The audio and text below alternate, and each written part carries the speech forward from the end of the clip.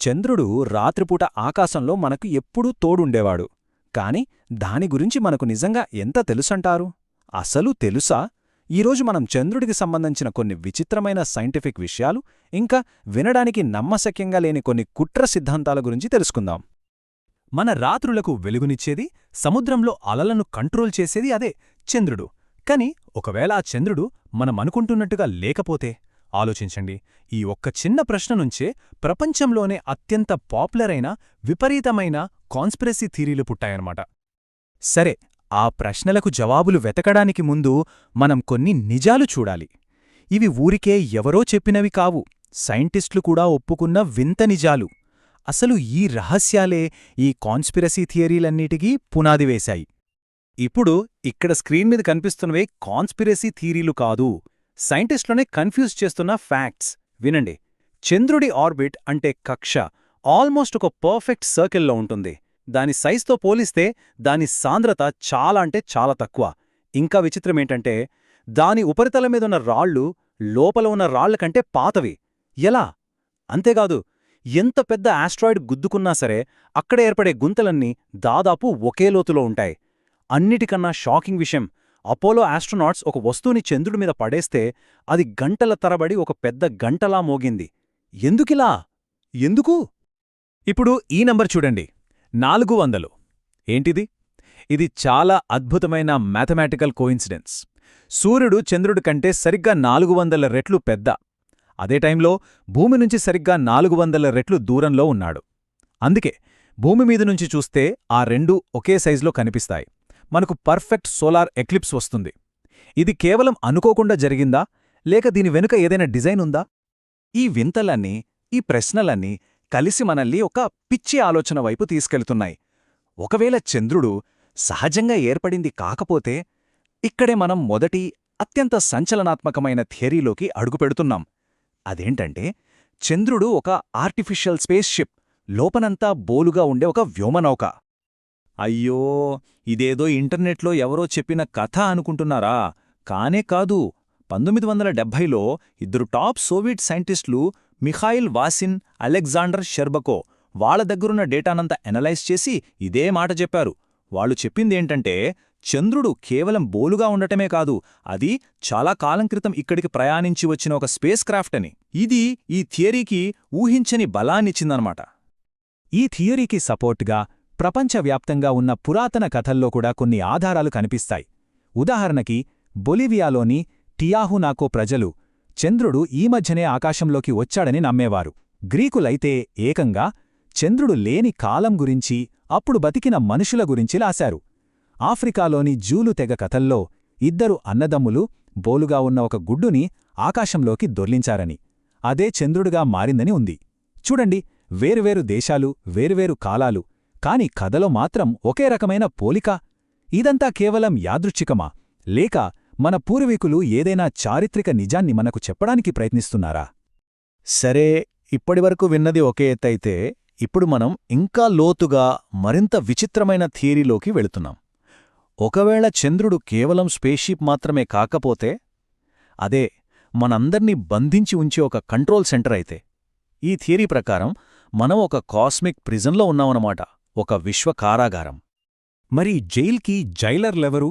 ఈ కథలో విలన్ల అన్నాకి ప్రాచీన సుమేరియన్ టెక్స్ట్ల ప్రకారం వీళ్లు వేరే గ్రహం నుంచి భూమి మీదికి వచ్చిన దేవుళ్ళు. ఈ థీరీ చెప్పేదేంటంటే, వాళ్లే మనుషుల్ని ఒక బానిస జాతిగా పనిచేయడానికి జెనెటిక్గా క్రియేట్ చేశారట. వాళ్లే మన జైలర్లు. మరి వాళ్ల హెడ్ క్వార్టర్స్ ఎక్కడుంది? అదే చంద్రుడు. ఈ థియరీ ప్రకారం మన జీవితాలన్నీ ఒక భయంకరమైన సైకిల్లో ఇరుక్కుపోయాయి. ఎలాగంటే, స్టెప్ 1, మనం బతుకుతాం. మన ఎమోషన్స్, ముఖ్యంగా బాధ, భయం లాంటి నెగటివ్ ఎమోషన్స్ వాళ్లకి ఒక రకమైన ఫుడ్ అన్నమాట. స్టెప్ 2, మనం చనిపోయినప్పుడు మన ఆత్మను చంద్రుడి మీదున్న ఒక మిషన్ పట్టుకుంటుంది. స్టెప్ 3, మన ఎనర్జీని మొత్తం వాళ్ళు తీసుకుంటారు. స్టెప్ 4, మన మెమరీని మొత్తం డిలీట్ చేసి మళ్లీ మన ఆత్మను భూమి మీదికి పంపిస్తారు ఇంకో జన్మ ఎత్తడానికి. ఇదొక ఎప్పటికీ అంతం కాని బానిసత్వం, ఒక లూప్లో ఇరుక్కుపోయినట్టు. మరి దీనికి ఏదైనా ప్రూఫ్ ఉందా? ఈ థియరీని నమ్మేవాళ్లు 2021లో చైనాకి చెందిన U22 రోవర్ తీసిన ఒక ఫోటోని చూపిస్తారు. చంద్రుడి అవతలి వైపు అంటే మనకు కనిపించని వైపు ఒక క్యూబ్ ఆకారంలో ఏదో వస్తువు కనిపించింది. దానికి వాళ్ళు మిస్టరీ హట్ అని పేరు పెట్టారు. ఒకవేళ అదే ఈ ఆత్మలను రీసైకిల్ చేసే మెషిన్ అయితే? రైట్. ఇప్పుడు మూడో థియరీ. ఇది బహుశా చాలామందికి తెలిసే ఉంటుంది. అదే మూన్ ల్యాండింగ్ హోక్స్. అంటే మనిషి అసలు చంద్రుని మీదకి వెళ్లనే లేదా, మానవ చరిత్రలోనే అతిపెద్ద విజయమని చెప్పుకునేదంతా ఒక పెద్ద అబద్ధమా? మొత్తం అపోలో మిషన్ను ఒక హాలీవుడ్ స్టూడియోలో షూట్ చేశారా? ఈ థియరీని నమ్మేవాళ్లు చూపించే మెయిన్ ప్రూఫ్స్లో ఒకటి షాడోస్ అంటే నీడలు. ఫోటోలలో నీడలు వేర్వేరు యాంగిల్స్లో ఉన్నాయి అంటే సెట్లో చాలా స్టూడియో లైట్స్ వాడారని వాళ్ల వాదన. కానీ దీనికి సైంటిఫిక్ ఎక్స్ప్లెనేషన్ చాలా సింపుల్. చంద్రుడి మీద నేల ఫ్లాట్గా ఉండదు, ఎత్తుపల్లాలుగా ఉంటుంది. దూరంగా ఉన్న సమాంతర రేఖలు కలిసినట్టు కనిపించడం మామూలే. రైలు పట్టాలు ఎలా కనిపిస్తాయో అచ్చం అలాగే. దీనికి స్టూడియో లైట్స్ అవసరం లేదు, సింపుల్ పర్స్పెక్టివ్ అంతే. అయితే ఇక్కడే కథలో ఇంకో ట్విస్టుంది. ఈ థీరీలో కొంతమందేం నమ్ముతారంటే అపోలో 11 లాంటి పబ్లిక్ మిషన్స్ ఫేక్, కానీ అపోలో 20 లాంటి సీక్రెట్ మిషన్స్ నిజంగానే జరిగాయని. ఆ సీక్రెట్ మిషన్లో చంద్రుడి మీద క్రాష్ అయిన ఒక ఏలియన్ షిప్ నుంచి మోనాలిసా అని పేరు పెట్టిన ఒక ఏలియన్ బాడీని రికవర్ చేశారని చెబుతారు. సరే, ఇప్పటిదాకా మనం చాలా థియరీలు విన్నాం. ఇప్పుడు కాసేపు ఫ్యాక్ట్ చెక్ చేద్దాం. ఈ కథలన్నిట్లో ఏవి నిజాలు, ఏవి కట్టుకథలో ఒకసారి చూద్దాం. చూడండి, ఈ పెద్ద పెద్ద థియరీలు నిజాల ముందు ఎంత ఈజీగా తేలిపోతాయో. అపోలో 20 ఆ మోనాలిజా వీడియో సంగత, అది నిజానికి ఒక ఫ్రెంచ్ ఆర్టిస్ట్ చేసిన ఆర్ట్ ప్రాజెక్ట్ అని కన్ఫర్మ్ అయింది. మరి ఆ సోల్ రీసైక్లర్ థియరీ, దాన్ని ప్రచారం చేసింది డేవిడ్ ఐక్ లాంటి వాళ్ళు. ఆయన తనని తాను దేవుడి కొడుకునని ప్రకటించుకున్నాడు.